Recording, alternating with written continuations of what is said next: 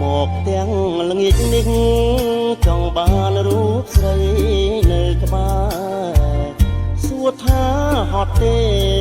ស្និទ្ធស្នេហ៍ប្រឡំប្រឡាយ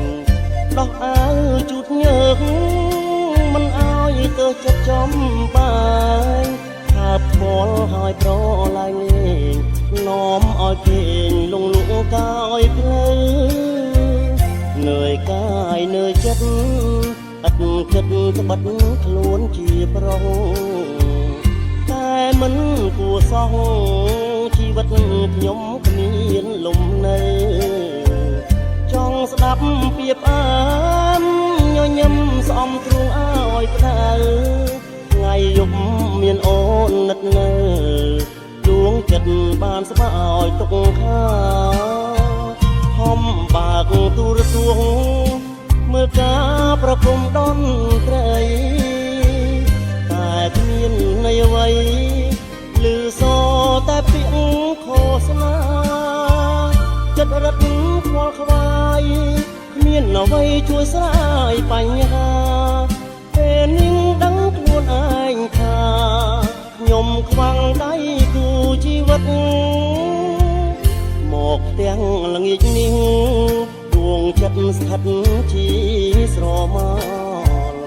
អណ្ដែតតែតរស័ព្ទកាត់ភពងងឹតតើមានន័យអ្វីបើខ្ញុំគ្មានគូស្នេហ៍ស្និទ្ធមានរូបតែគ្មានជីវិតមៀងមិត្តយល់ចិត្តខ្ញុំផង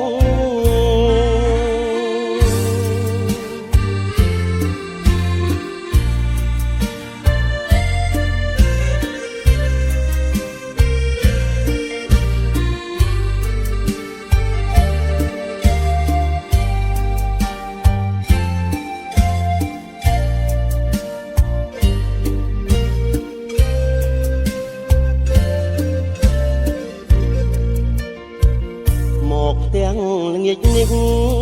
ដួងចិត្តស្ថិតជាស្រមោលអណ្ដែតតាកោលប្រសាទកាត់ភពងងឹតតើមានន័យអ្វី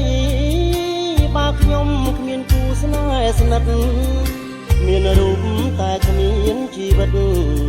មៀងមិត្តយល់ចិត្តខ្ញុំផង